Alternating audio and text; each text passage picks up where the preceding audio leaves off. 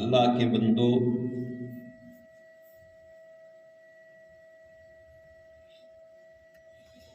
تقوی اختیار کرو۔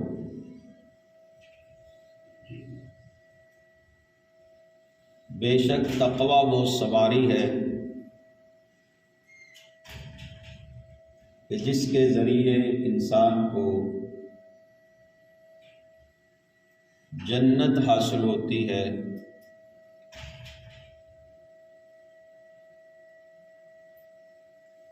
تقوی وہ چیز ہے کہ جس کے ذریعے سے التجائیں، امیدیں انسان کی پوری ہوتی ہیں۔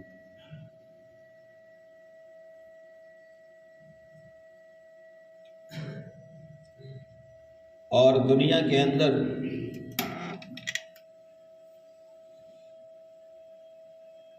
نجات کا ایک ہی ذریعہ ہے، اور وہ ہے دین خالص، اللہ کی توحید۔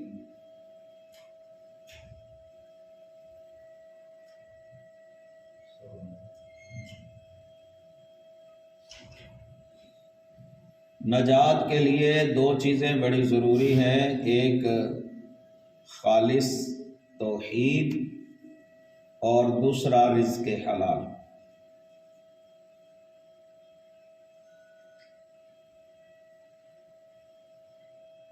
توحید وہ ذریعہ ہے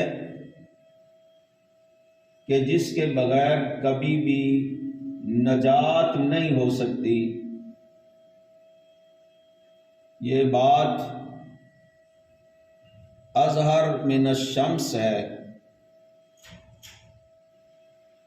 کہ جو شخص توحید کے بغیر مرا وہ ہمیشہ ہمیشہ جہنم میں رہے گا۔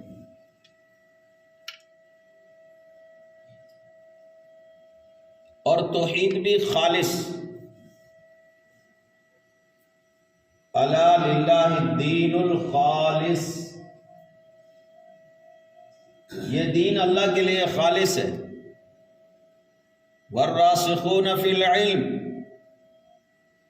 شہد اللہ انہ لا الہ الا ہو والملائکۃ واولو العلم قائما بالقسط لا الہ الا هو العزیز الحکیم۔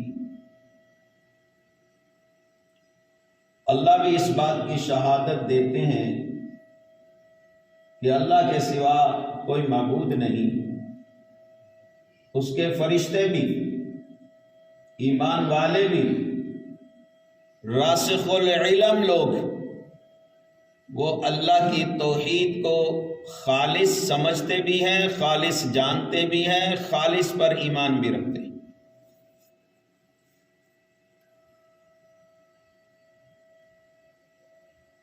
توحید اگر خالص نہ رہی،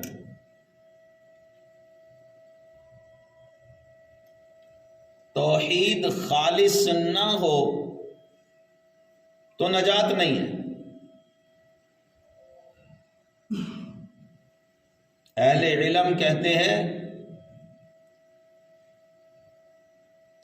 کہ اگر عقیدہ درست ہوگا، خالص توحید ہوگی، عقیدہ درست ہے تو کل اس کا نتیجہ بھی درست نکلے گا،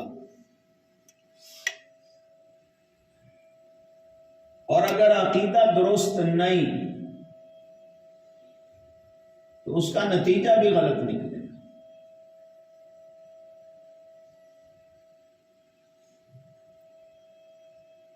کتنی فکر ہے اور کتنی فکر تھی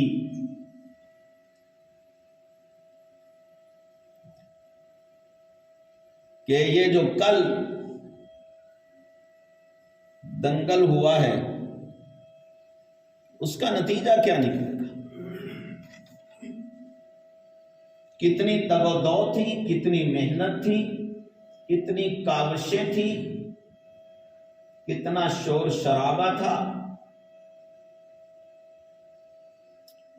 اور اب رزلٹ کا انتظار ہے، نتیجے کا انتظار ہے۔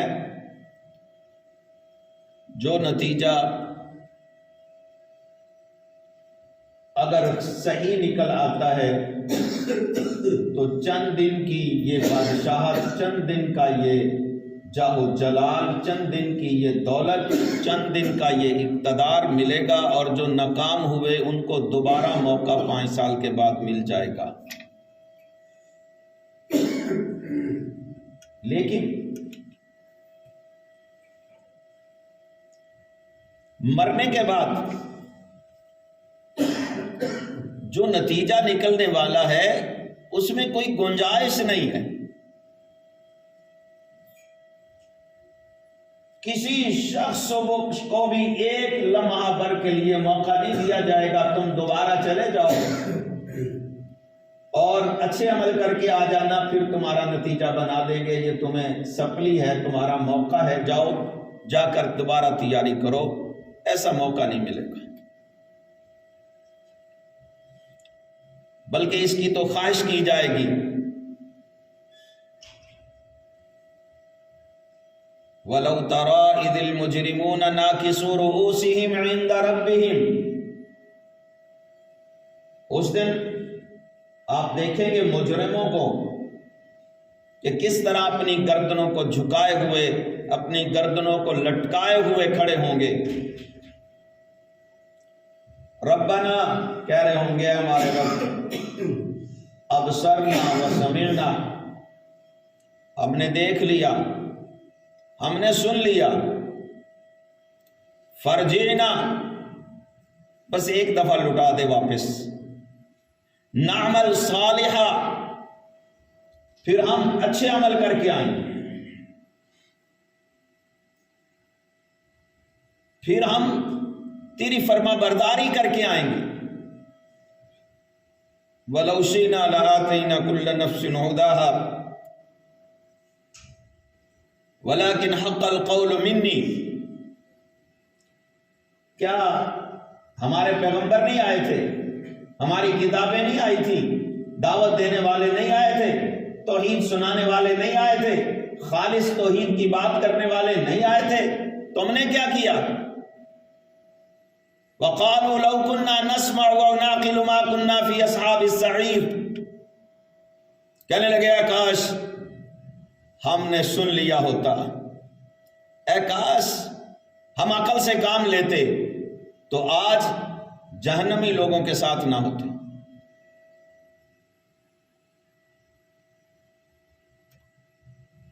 وہ نتیجہ جس نتیجے کے بعد پچھتایا ہوا کام نہیں آئے،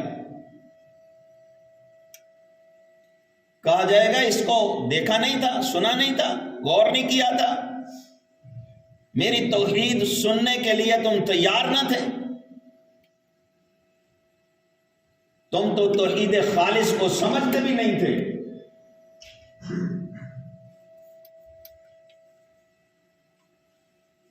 تمہاری توحید صرف اتنی تھی کہ تم کہتے تھے ہم اللہ کو وحدہ لا شریک مانتے ہیں، اور بس، پھر غیر اللہ کو پکارتے بھی تھے، پھر غیر اللہ کی عبادت بھی کرتے تھے، پھر غیروں سے امیدیں بھی وابستہ تھی تمہاری، پھر غیر اللہ کی عبادت کرتے ہوئے شرم بھی نہیں آتی تھی،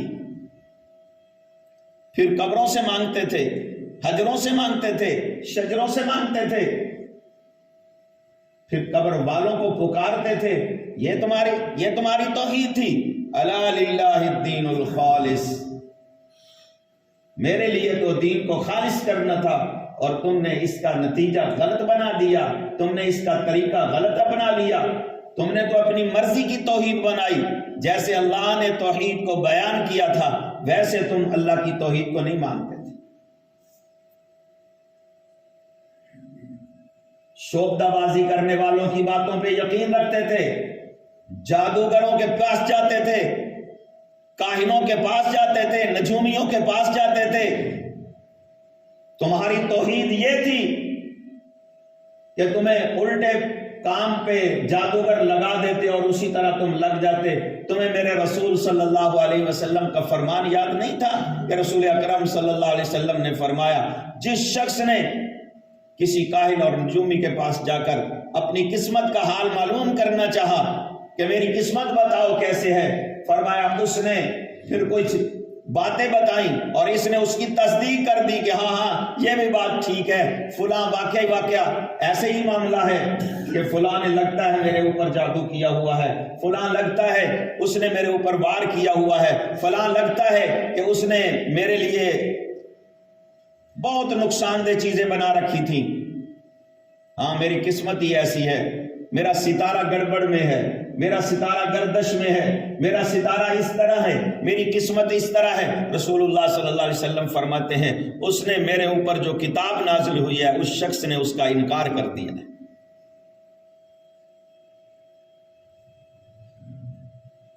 یہ ہماری توحید ہے کہ ہمیشہ غیر اللہ سے مانگنے کے لیے چھوٹی چھوٹی باتوں پہ بھٹک جاتے ہیں ہم۔ توحید یہ نہیں ہے، توحید تو یہ ہے کہ رسول اکرم صلی اللہ علیہ وسلم نے اپنے صحابی کو وصیت کرتے ہوئے فرمایا تھا، میرے صحابی اگر تمہیں دیکھتے ہوئے کولوں پہ لٹا دیا جائے، تیرے جسم کے ٹکڑے ٹکڑے کر دیے جائے، تو فرمایا یہ سب کچھ برداشت کر لینا، اللہ کے ساتھ کسی کو شریک نہ کرنا۔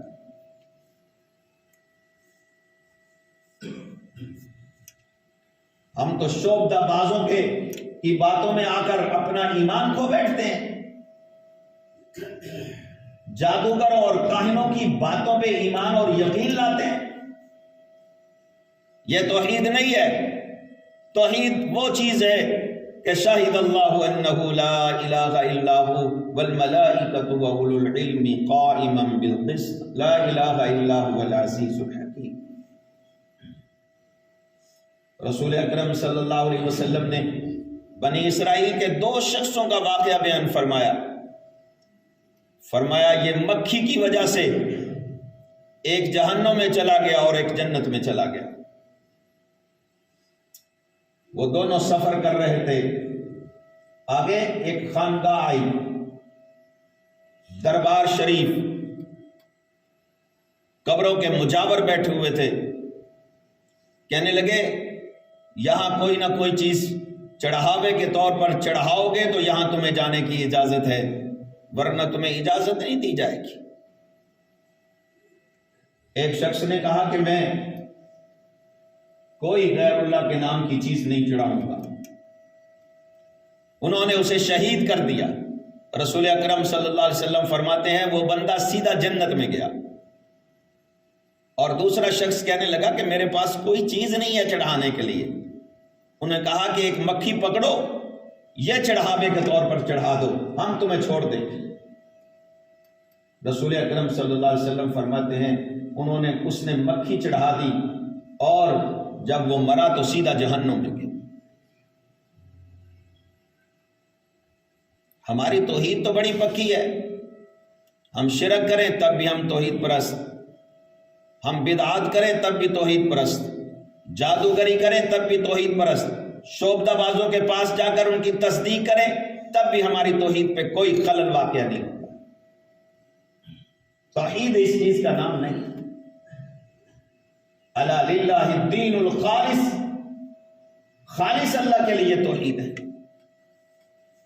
یہ کتنے ہیں، ہم نے کبھی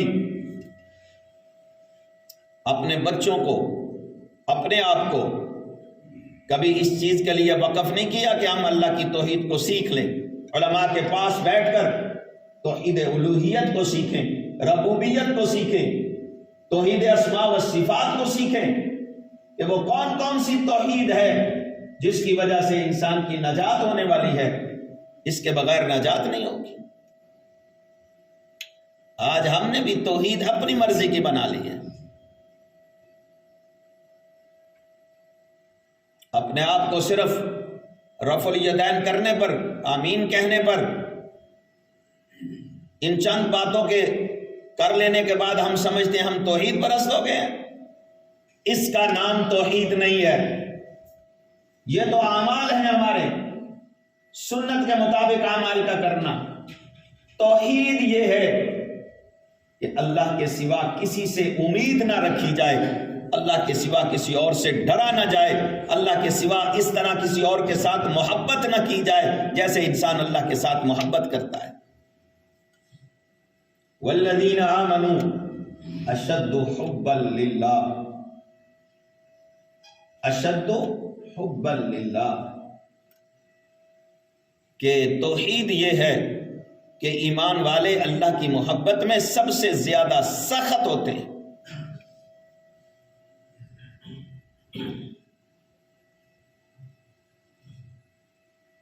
وَإِن يَمْسَسْكَ اللَّهُ بِضَرٍّ، اللہ کہتے ہیں ہم اگر کسی کو کوئی تکلیف پہنچانا چاہیں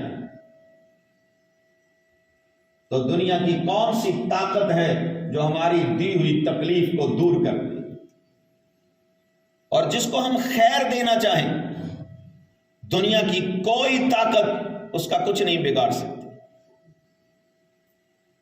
توحید یہ ہے۔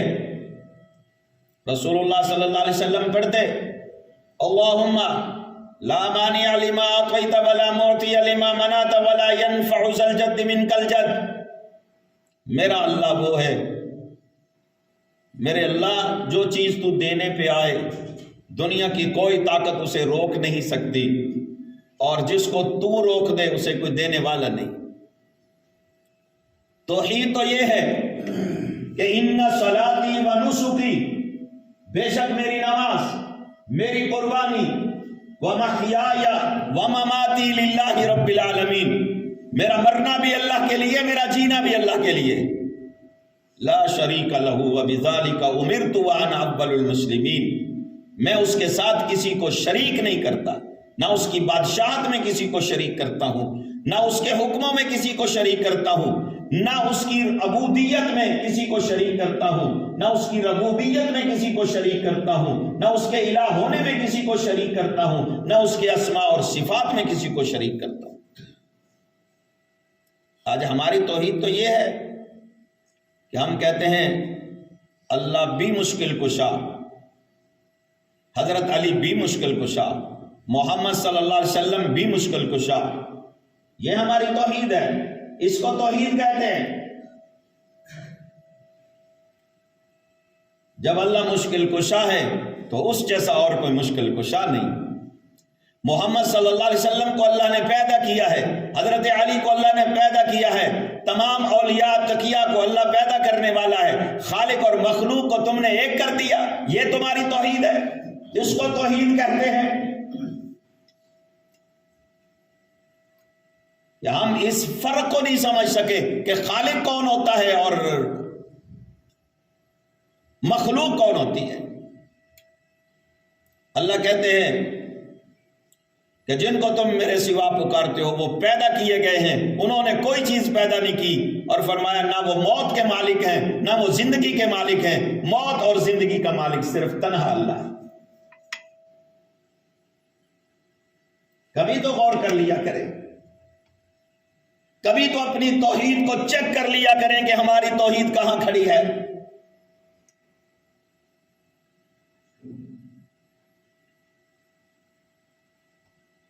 اللہ کہتے ہیں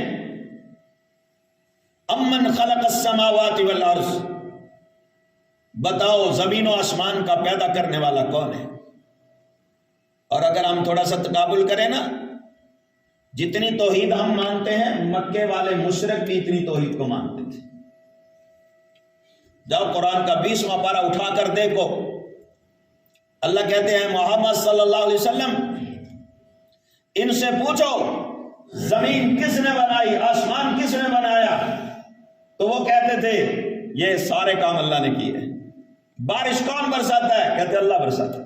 کون کہتے ہیں؟ مشرکین مکہ، جن کو اللہ نے مشرک کہا۔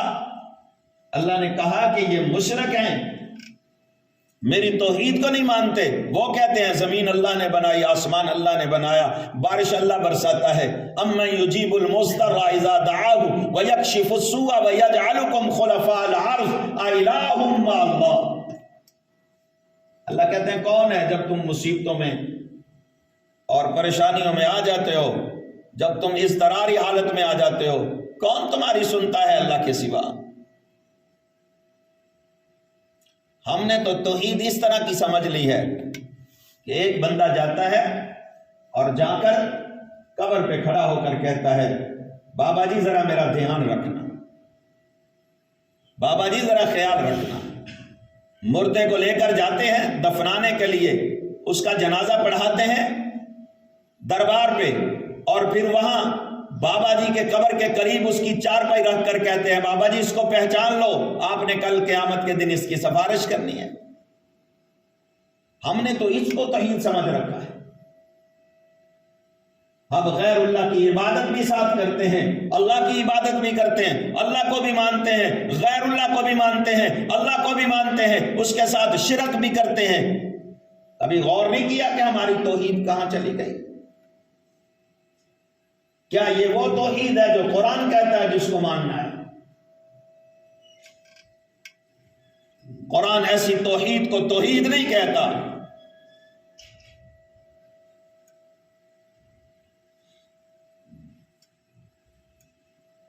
ایمان اور توحید کی بات تو یہ ہے کہ ایک صحابی نے ایک لونڈی کو تھپڑ مار دیا، اس نے احساس دلایا کہ تو نے میرے اوپر ظلم کیا، زیادتی کی ہے۔ اس نے کہا میں اللہ سے توبہ کرتا ہوں، تمہیں آزاد کرنا چاہتا ہوں، لیکن میں پہلے رسول اکرم صلی اللہ علیہ وسلم سے پوچھ لوں۔ اللہ کے رسول صلی اللہ علیہ وسلم کے پاس آتا ہے، کہتا ہے اللہ کے نبی صلی اللہ علیہ وسلم میں اس کو آزاد کرنا چاہتا ہوں، چونکہ مجھ سے کچھ زیادتی ہو گئی اس پر، میں اس کو آزاد کر کے اس ظلم اور زیادتی کا بدلہ چکانا چاہتا ہوں۔ رسول اکرم صلی اللہ علیہ وسلم نے اس لونڈی سے پوچھا این اللہ،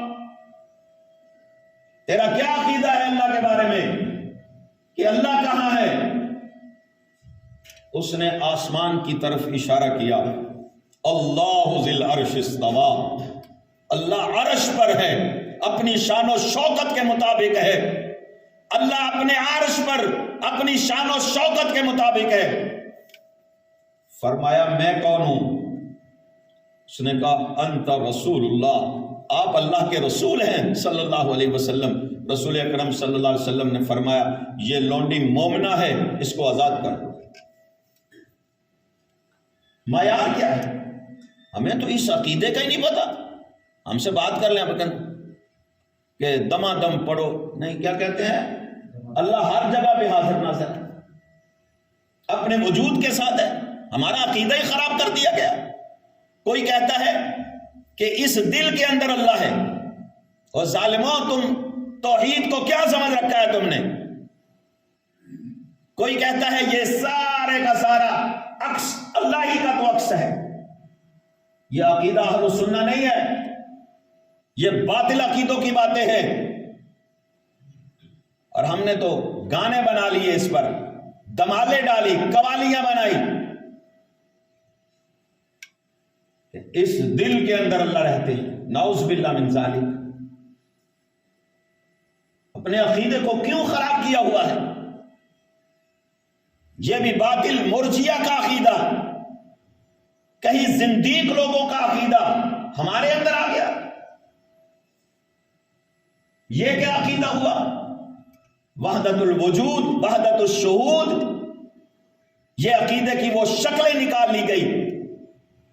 کہتے ہیں جیسے شیشہ ہوتا ہے، اس کے سامنے ساری چیزیں آتی ہیں، ایسے ہی اللہ کی ذات ہے۔ وحدت الشہود والے کہتے ہیں، وحدت الوجود والے کہتے ہیں یہ سارا کچھ اللہ ہی کا تو ہے۔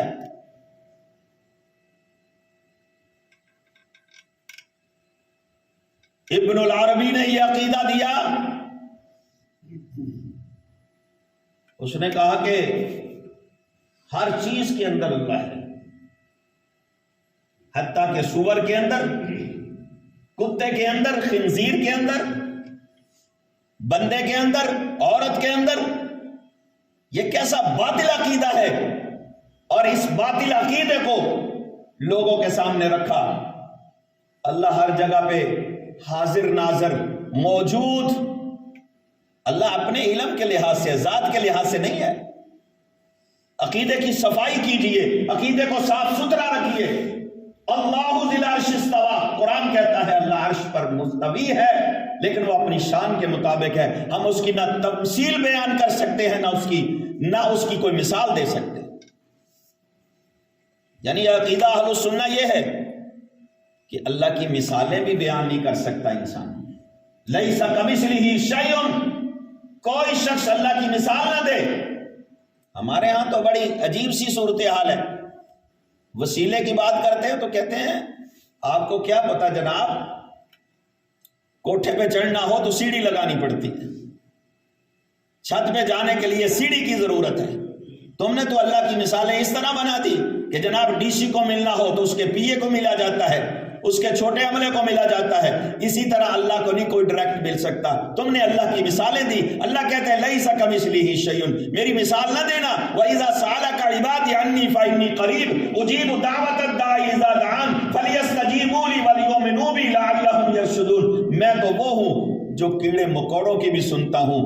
رات کے وقت چلنے والی کیڑی جب وہ اپنے پاؤں کے ساتھ چلتی ہے، ایک کالے پتھر پر چلتی ہے، اس کے پاؤں کی آہٹ کو بھی میں سنتا ہوں. لیس کمثلہ شیء. عقیدے کو سنبھالے، اللہ کی قسم عقیدہ جب خراب ہوتا ہے تو اس معاشرے کے اندر بگاڑ پیدا ہوتا ہے. آپ کو پتہ ہے یہ جنات جو لوگوں کے قریب آنے لگے، لوگوں کو نقصان پہنچانے لگے، یہ بھی مشرک عقیدے کی وجہ سے یہ خرابی پیدا ہوئی. کہ جب مشرکین مکہ جنگلوں میں گئے تو وہاں جا کر انہوں نے کہا ہم جو اس جنگل کا جن ہے بڑا ہے، ہم اس کی پناہ میں آتے ہیں. جنوں نے جب یہ الفاظ سنے تو انہوں نے کہا یہ تو ایسے لگتا ہے ہم سے ڈرتے ہیں. وہ ان کے قریب آنا شروع ہو گئے اور لوگوں کو نقصان پہنچانا انہوں نے شروع کر دیا. جہاں شرک ہوتا ہے، جہاں عقیدہ باطل ہوتا ہے، وہاں معاشرے کے اندر بگاڑ ہی بگاڑ پیدا ہوتا ہے. جہاں توحید آتی ہے تو وہاں معاشرے کا بگاڑ سیدھا پدرا ہو جاتا ہے، پھر بڑے بڑے لوگ بھی سیدھے ہو جاتے ہیں. سیدنا عمر رضی اللہ تعالی عنہ کے پاس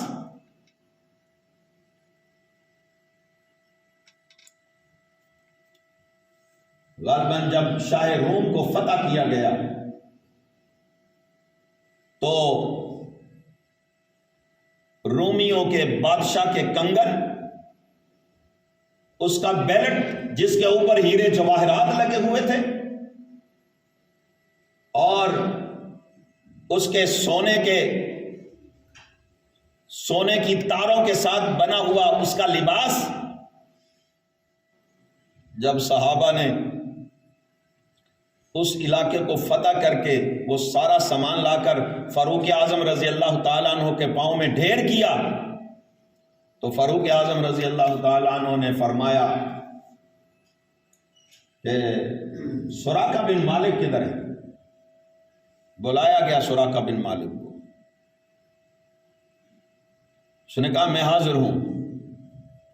کہا یہ شاہ روم کا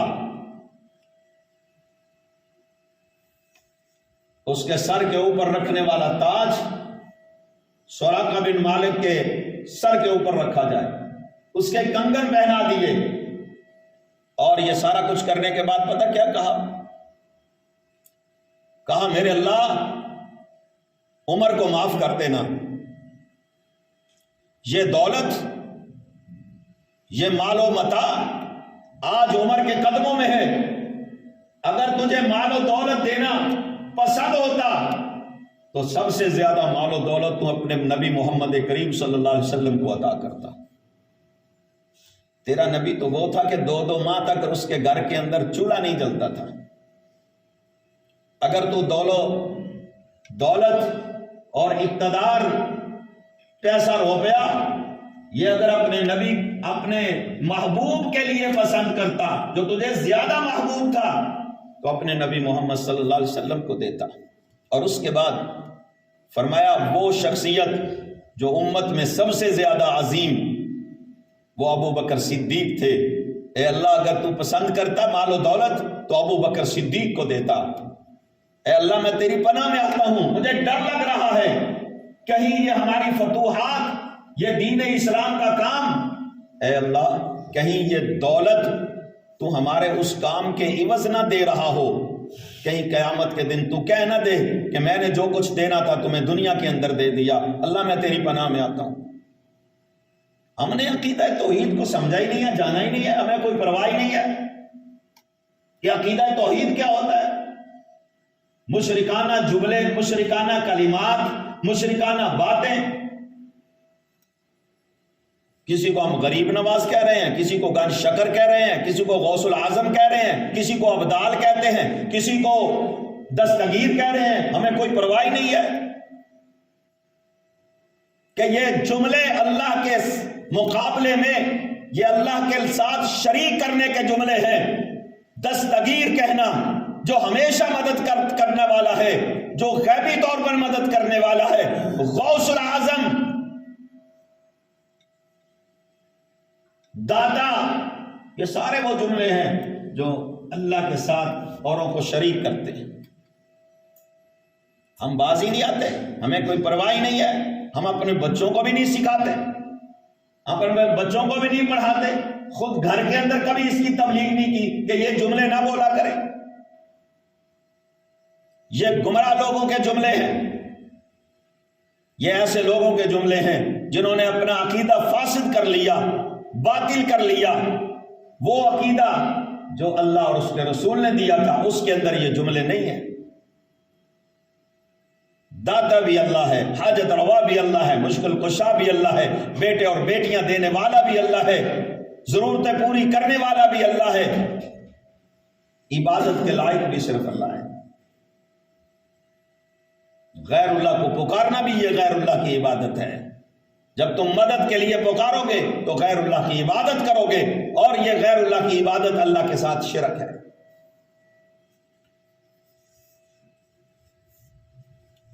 اگر یقین نہیں آتا تو قرآن پڑھ لیں،